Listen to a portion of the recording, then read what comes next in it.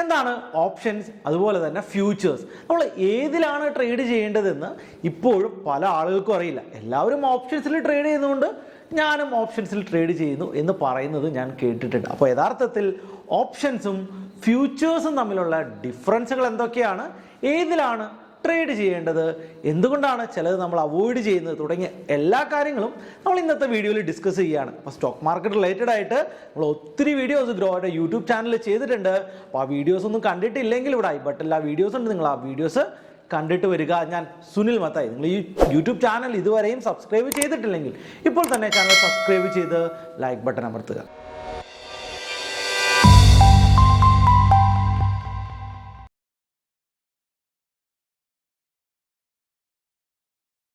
എന്താണ് ഓപ്ഷൻസ്, അതുപോലെ എന്താണ് ഫ്യൂച്ചേഴ്സ്? ഇതിൻ്റെ രണ്ടിനെ കുറിച്ച് വളരെ ഡീറ്റെയിൽ ആയിട്ട് നമ്മൾ ഓൾറെഡി സംസാരിച്ചിരുന്നതാണ്.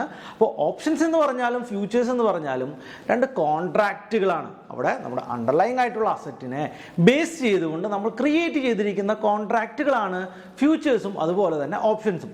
ഓപ്ഷൻസ് നമുക്ക് ഇൻഡെക്സിലൊക്കെ ആണെങ്കിൽ എവറി വീക്ക് ഓപ്ഷൻസ് അവൈലബിൾ ആണ്. അത് ഒരു വർഷത്തെയും അതിനപ്പുറത്തേക്കുള്ള 2 വർഷത്തെയും 3 വർഷത്തെയൊക്കെ വരെയുള്ള ഓപ്ഷൻസ് നമുക്ക് ട്രേഡ് ചെയ്യാൻ അവൈലബിൾ ആണ്. എന്നാൽ ഫ്യൂച്ചേഴ്സിലോ current month futures, next month futures, അത് കഴിഞ്ഞിട്ട് വരുന്ന മന്തിലുള്ള ഫ്യൂച്ചേഴ്സ്, ഇങ്ങനെ 3 ഫ്യൂച്ചേഴ്സ് ആണ് നമുക്ക് എപ്പോഴും അവൈലബിൾ ആയിട്ടുള്ള. എല്ലാ മാസവും അവസാനത്തെ വ്യാഴാഴ്ചയാണ് ഫ്യൂച്ചേഴ്സിൻ്റെ expiry.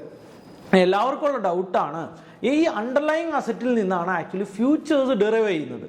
So underlying asset move ചെയ്യുന്നതിനെ ബേസ് ചെയ്തിട്ട് തന്നെയാണ് ആര് ക്രിയേറ്റ് ആയിട്ടിരിക്കുന്നത്, ഫ്യൂച്ചർ കോൺട്രാക്റ്റ് ഡിറൈവ് ആയിരിക്കുന്നത്. ഈ ഓപ്ഷൻ കോൺട്രാക്ട്സ് ആക്ച്വലി ഫ്യൂച്ചേഴ്സിൽ നിന്നാണ് ഡിറൈവ് ചെയ്തിരിക്കുന്നത്. അതുകൊണ്ട് തന്നെ ഓപ്ഷൻസ് ട്രേഡ് ചെയ്യുന്ന ഒരാൾക്ക് അണ്ടർലൈങ് അസറ്റിൻ്റെ, അതായത് ഇൻഡെക്സിൻ്റെ ചാർട്ട് നോക്കേണ്ടി വരും, ഇൻഡെക്സ് ഫ്യൂച്ചേഴ്സിൻ്റെ ചാർട്ട് നോക്കേണ്ടി വരും. ഫോർ എക്സാമ്പിൾ നിഫ്റ്റി സ്പോട്ടിൻ്റെ ചാർട്ട് നോക്കണം, അതുപോലെ തന്നെ നിഫ്റ്റി ഫ്യൂച്ചേഴ്സിൻ്റെ ചാർട്ടും നോക്കണം. ഇത് രണ്ടും വളരെ ഇമ്പോർട്ടൻ്റ് ആണ്.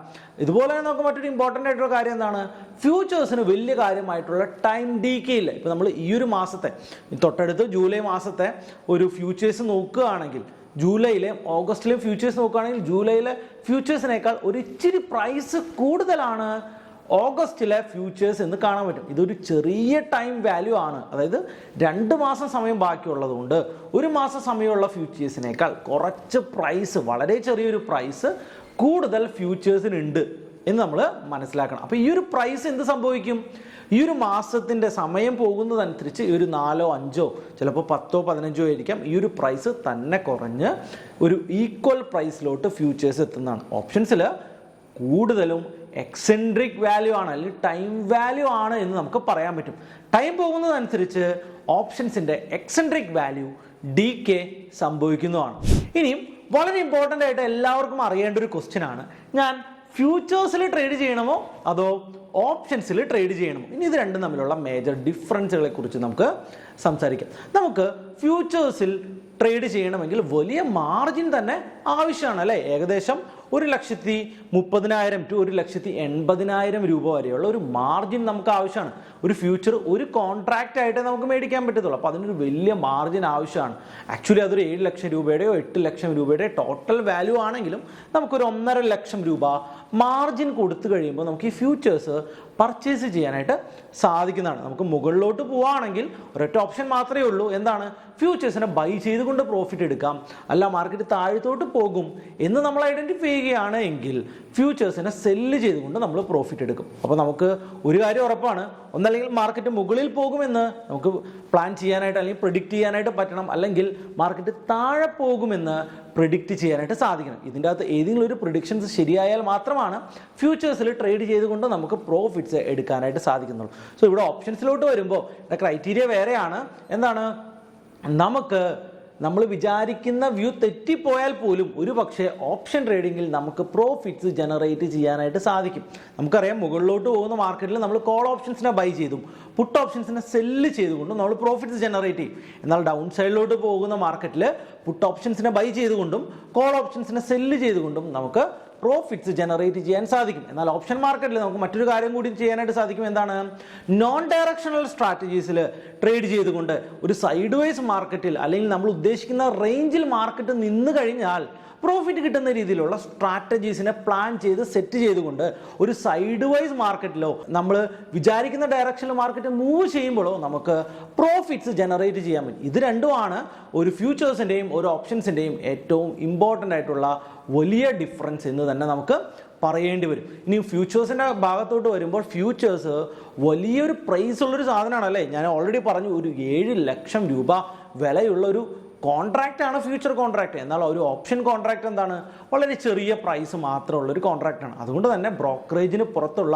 അതർ ടാക്സസും അതർ ചാർജസും ഫ്യൂച്ചേഴ്സിന് എപ്പോഴും ഭയങ്കര ഹെവിയാണ്, ഭയങ്കര കൂടുതലാണ് എന്ന് നമുക്ക് കാണേണ്ടതായിട്ട് വരും. ഒരു ഫ്യൂച്ചർ കോൺട്രാക്റ്റ് ബൈ ചെയ്ത് സെല്ല് ചെയ്യുമ്പോൾ എത്ര ചാർജ് വരും എന്ന് നമുക്ക് ഗ്രോയുടെ മാർജിൻ കാൽക്കുലേറ്ററും അതുപോലെ തന്നെ ബ്രോക്കറേജ് കാൽക്കുലേറ്ററും ഉപയോഗിച്ചിട്ട് നമുക്ക് ചെക്ക് ചെയ്യാം. അതുപോലെ തന്നെ ഒരു ഫ്യൂച്ചർ ബൈ ചെയ്യുമ്പോഴും ഒരു ഓപ്ഷൻ ബൈ ചെയ്യുമ്പോഴും ഉള്ള ഡിഫറൻസ്, ഏതിനാണ് കൂടുതൽ റിട്ടേൺ കിട്ടുന്നത്, എത്ര പ്രൈസുകളാണ് അതിൽ രണ്ടിലും വരുന്നത് തുടങ്ങിയ കാര്യങ്ങൾ കൂടി ഞാൻ നിങ്ങൾക്ക് ഒരു എക്സൽ ഷീറ്റിൽ കൃത്യമായിട്ട് എക്സ്പ്ലെയിൻ ചെയ്ത് തരുന്നതാണ്. അപ്പോൾ ഈ വീഡിയോ നമ്മൾ സ്കിപ്പ് ചെയ്യാതെ അവസാനം വരെ കാണുക. അപ്പോൾ നമ്മൾ കാണുന്നത് ബാങ്ക് നിഫ്റ്റിയുടെ ജൂലൈ ഫ്യൂച്ചറിൻ്റെ ചാർട്ടാണ്. ജൂലൈ ഫ്യൂച്ചറിൽ 28-ാം തീയതി നമ്മളൊരു എൻട്രി എടുത്ത് ഒരു എക്സിറ്റ് എടുക്കുകയാണെങ്കിൽ ഓൾ ടൈം ഹൈ അടിച്ച ഈ ഒരു മൂവ്മെൻറ്റ് നമ്മൾ ഫ്യൂച്ചറിലും അതുപോലെ തന്നെ ഓപ്ഷൻസിലും ചെയ്തിരുന്നുവെങ്കിൽ എന്ത് എഫക്റ്റാണ് ഉണ്ടാകുക, എന്ത് പ്രൈസ് മൂവ്മെൻ്റ് ആണ് ഉണ്ടാകുക എന്ന് നമുക്കൊന്ന് പരിശോധിക്കാം. ഇവിടെ രാവിലെ 9:40 എൻട്രി എടുത്ത് ഒരു 2:30 എക്സിറ്റ് ചെയ്യുന്ന രീതിയിലാണ് ഞാൻ ഈ ഒരു കാൽക്കുലേഷൻസ് ഫുള്ള് നടത്തിയിരിക്കുന്നത്. നേരെ ഞാനത് ഓൾറെഡി എക്സലിലാക്കിയിട്ടുണ്ട്. 28-ാം തീയതി ഫ്യൂച്ചറിൽ ഞാൻ എടുക്കുന്ന എൻട്രി 44,259 എന്ന് പറയുന്ന സ്പോട്ടിൽ നിന്ന് 44,576 എന്ന് പറയുന്ന ഓൾ ടൈം ഹൈലോട്ടാണ്.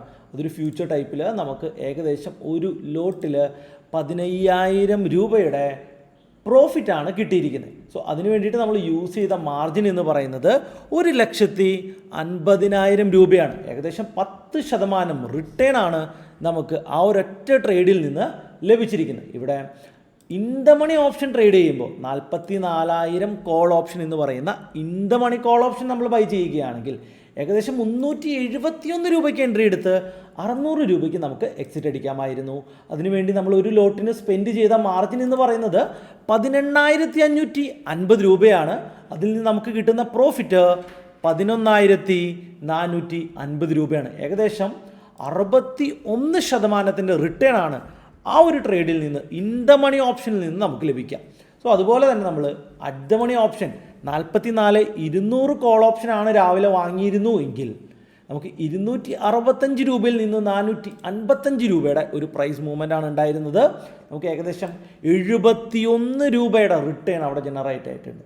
അതുപോലെ നമ്മൾ ഒ ടീമിലോട്ട് പോകുമ്പോൾ നമുക്കറിയാം, ഒ ടീമിൽ റേറ്റ് ഓഫ് റിട്ടേൺ ഏകദേശം 100% ആണ്. ഏകദേശം 138 രൂപയ്ക്ക് പർച്ചേസ് ചെയ്ത് 256 രൂപയ്ക്ക് നമുക്കത് സെല്ല് ചെയ്യാൻ പറ്റും.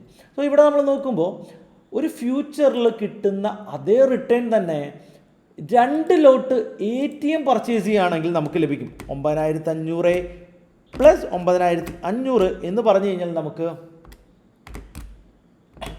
നല്ലൊരു റിട്ടേൺ, ഫ്യൂച്ചറിനേക്കാൾ വലിയൊരു റിട്ടേൺ തന്നെ നമുക്ക് ATM നിന്ന് കിട്ടും. അപ്പോൾ നമ്മൾ ഏകദേശം 19,000 രൂപയുടെ റിട്ടേൺ നമുക്ക് 2 ലോട്ടിൽ നിന്ന് ഇവിടെ ലഭിക്കുന്നുണ്ട്. അപ്പോൾ ഈ ഒരു ചില സമയത്ത് ഇത്രയും നമുക്ക് ലഭിക്കില്ല, ഇവിടെ ഒരു ഇച്ചിരി കൂടുതൽ നമുക്ക് കിട്ടുന്നുണ്ട്. എന്നാലും 19,000 2 ലോട്ട് അറ്റ് ദ മണി ബൈ ചെയ്താൽ ഇവിടെ 19,000 രൂപ പ്രോഫിറ്റ് കിട്ടുന്നുണ്ട്. ഫ്യൂച്ചറിനേക്കാൾ കുറച്ചുകൂടി മുകളിൽ കിട്ടുന്നുണ്ട്. അപ്പോൾ ഒരു ലോട്ട് ഫ്യൂച്ചർ പർച്ചേസ് ചെയ്യുന്നതിനേക്കാൾ വളരെ ബെറ്ററാണ് 2 ലോട്ട് അറ്റ് ദ മണി നമ്മൾ ബൈ ചെയ്യുന്നത്. ഇതാണ് ഏറ്റവും അടിപൊളിയായിട്ടുള്ള മെത്തേഡ്. ഇവിടെ 2-3 ഗുണങ്ങളാണ് നമുക്കുള്ളത്. വളരെ കുറച്ച് മാർജിൻ, ഏകദേശം 26,000 to 27,000 രൂപ മാത്രമാണ് 2 ലോട്ട് അറ്റ് ദ മണി ബൈ ചെയ്യാൻ നമുക്ക് വേണ്ടി സ്പെൻഡ് ചെയ്യുന്നത്. എന്നാൽ നമ്മൾ ഒരു ലോട്ട് ഫ്യൂച്ചറിന് വേണ്ടി ഏകദേശം 1,50,000 രൂപ സ്പെൻഡ് ചെയ്യേണ്ടതായിട്ട് വരും. ഇനി നമുക്ക് ഒരു ഫ്യൂച്ചറും ഒരു ഓപ്ഷനും ബൈ ചെയ്താൽ എത്ര മാർജിനാണ് വരിക, എത്ര ബ്രോക്കറേജും അതർ ചാർജസുമാണ് വരിക എന്ന് നമുക്ക് ഗ്രോയുടെ മാർജിൻ കാൽക്കുലേറ്ററിൽ ചെക്ക് ചെയ്യാം. ബ്രോക്കറേജ് കാൽക്കുലേറ്റർ, മാർജിൻ കാൽക്കുലേറ്റർ ഒക്കെ ഉപയോഗിച്ച് നമുക്ക് ചെക്ക് ചെയ്യാനായിട്ട് സാധിക്കുന്നതാണ്. ഇവിടെ നമ്മൾ നേരെ ഗ്രോയുടെ വെബ്സൈറ്റിൽ കയറിയതിന് ശേഷം ക്വിക്ക് ലിങ്ക്സ് എന്ന് പറയുന്ന ഏറ്റവും താഴെയുള്ള ഓപ്ഷനിൽ നമുക്ക് കാൽക്കുലേറ്റേഴ്സ് എന്ന് പറയുന്ന ഒരു മെനു ഉണ്ട്. ഈ ഒരു മെനുവിൽ പോയി കഴിഞ്ഞാൽ നമുക്ക് SIP ഉൾപ്പെടെ എല്ലാ കാൽക്കുലേറ്റേഴ്സും ഇവിടെ കൃത്യമായിട്ട് അവൈലബിൾ ആണ്. ഇതിൽ നമ്മൾ ഏറ്റവും താഴത്തോട്ട് പോയി കഴിഞ്ഞാൽ നമുക്ക് ബ്രോക്കറേജ് കാൽക്കുലേറ്റർ ഇവിടെ അവൈലബിൾ ആണ്. ഈ ഒരു ബ്രോക്കറേജ് കാൽക്കുലേറ്റർ എടുക്കുക, അതിനകത്ത് F&O നമ്മൾ എടുക്കുക. നമ്മൾ ഓപ്ഷനാണ് ചെയ്യുന്നതെങ്കിൽ നമ്മുടെ ക്വാണ്ടിറ്റി എത്രയാണ്? 50 ആണ്.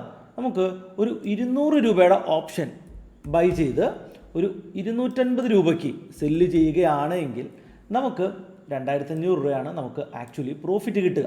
നിങ്ങൾക്ക് എല്ലാവർക്കും ഇതറിയാം, നമുക്ക് 2500 രൂപയാണ് പ്രോഫിറ്റ് കിട്ടുക. പിന്നെ ബ്രോക്കറേജ് വരുന്നത് പെർ ലോട്ട് 20 രൂപ എന്നുള്ള രീതിയിലും അതർ ചാർജസും ഒക്കെ ചേർത്ത് ഏകദേശം 70 രൂപ മാത്രമാണ് നമുക്ക് ചാർജസ് വരിക. അപ്പോൾ ഒരു 50 പോയിൻറ്റ് പ്രോഫിറ്റ് എടുത്തു കഴിഞ്ഞാൽ നമുക്ക് ഇതാണ് ഇതിൻ്റെ അകത്ത് വരുന്ന ചാർജസ്. വളരെ ചെറിയൊരു ചാർജസ് 68 രൂപയാണ് നമുക്ക് ചാർജസ് വരുന്നത്. ഇനി ഇതൊരു ഫ്യൂച്ചർ ആയിരുന്നുവെങ്കിൽ എന്തായിരിക്കും അവസ്ഥ എന്ന് നമുക്ക് നോക്കാം.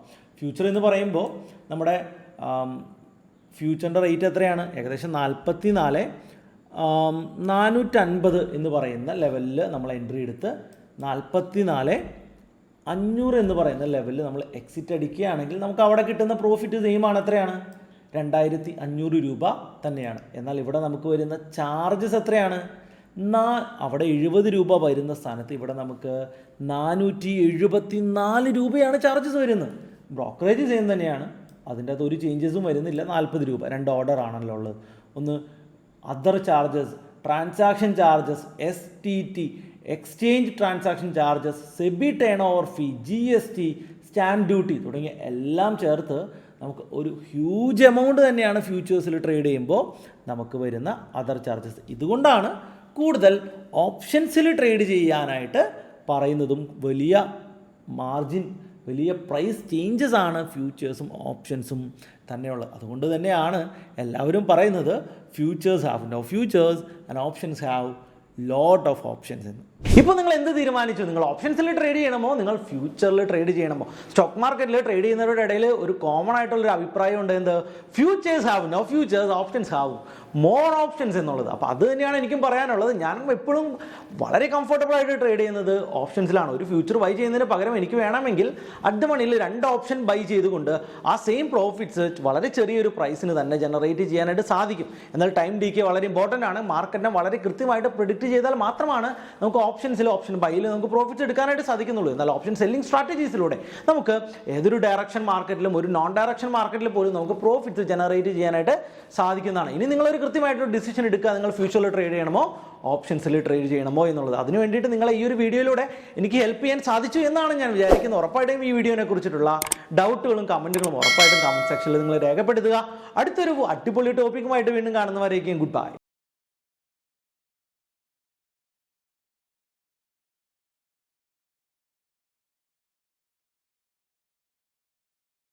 Investment in securities market are subject to market risks. Read all the related documents carefully before investing. Please read the risk disclosure documents carefully before investing in equity shares, derivatives, mutual fund, and or other instruments traded on the stock exchanges.